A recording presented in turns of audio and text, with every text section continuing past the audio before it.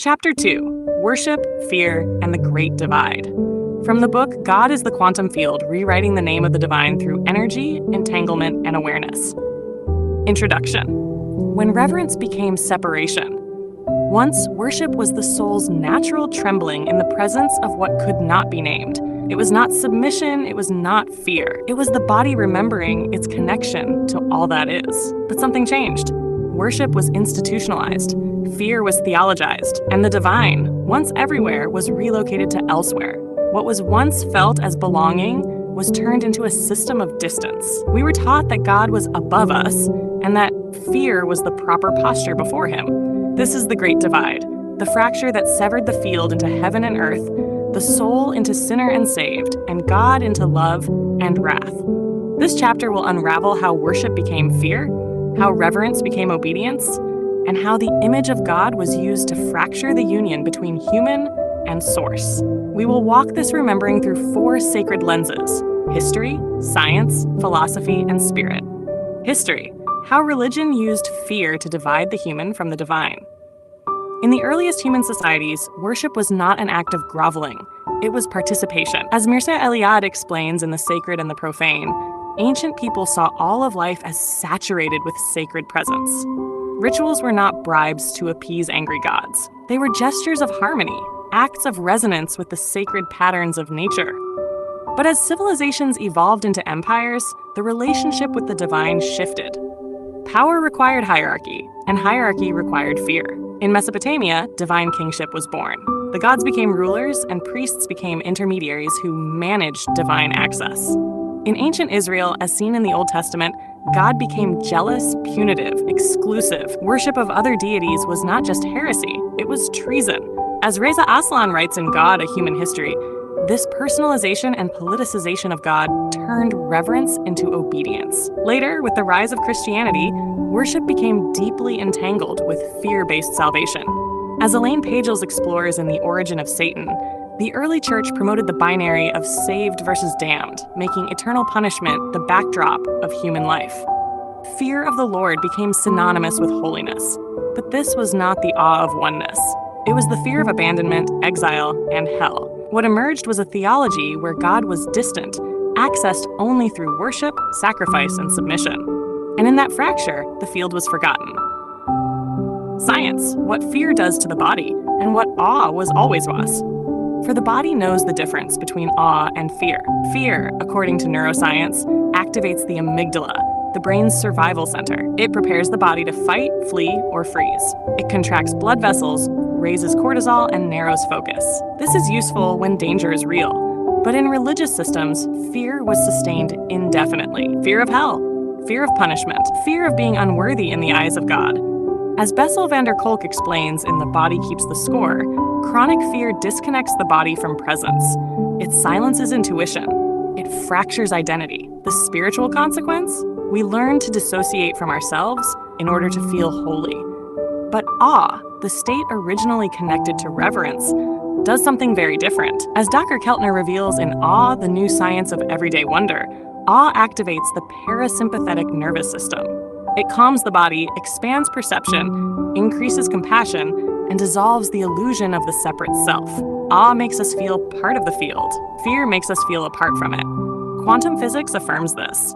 As Brian Greene outlines in The Hidden Reality, observation is not passive. Our awareness interacts with the quantum field, collapsing probability into form. Fear narrows this collapse. It reduces possibility, it inhibits coherence. But awe aligns us. It resynchronizes the heart, mind, and field. The field does not respond to worship, it responds to frequency.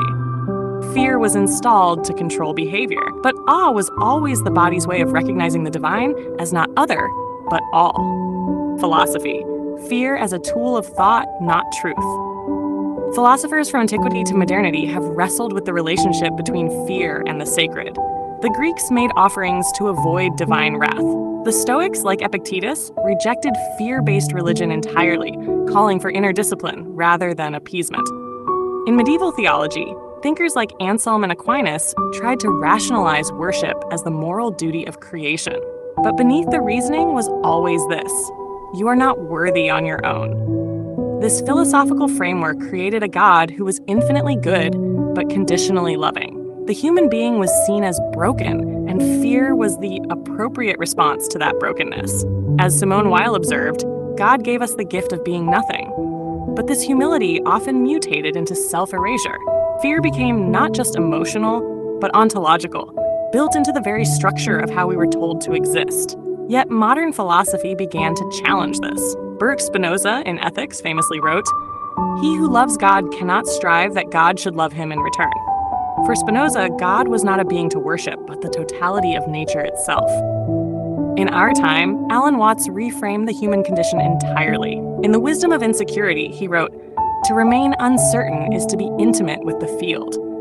The need to worship God out of fear is not innate.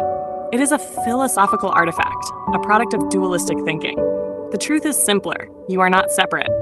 You are the field, recognizing itself, and the only appropriate response is awe, not submission. IV, spirit, from bowing down to becoming one spirit, was never meant to grovel. The mystics, across all traditions, have always moved beyond worship into union. Rumi did not ask you to fear God. He asked you to become the beloved. Lala, the Kashmiri mystic, said, "I saw God in me, and I vanished." In the Gospel of Thomas, Jesus says, "If those who lead you say to you, 'See, the kingdom is in the sky,' then the birds will get there first.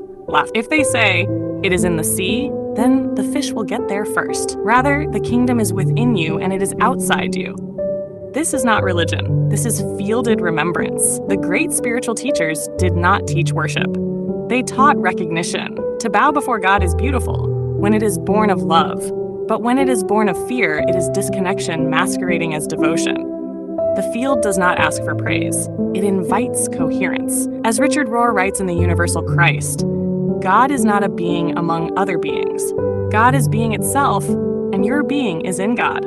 The divine is not pleased by your fear. It is present in your alignment. It becomes clear when you become whole. Worship, when rooted in fear, creates division. But awe, the trembling joy of remembering what you are, brings you home. Conclusion, from fearful worship to fielded union. The divine was never separate. Only our story said so. Only our wound of worthlessness believed it. Only the systems profited from it. Worship, when born of fear, fragments the soul. It keeps the sacred distant, positions the seeker as small, and chains remembrance to performance. But awe, the pure recognition of being entangled with the all, frees the soul from striving. It brings us into resonance with the unnameable presence that is not watching us from above, but breathing us from within.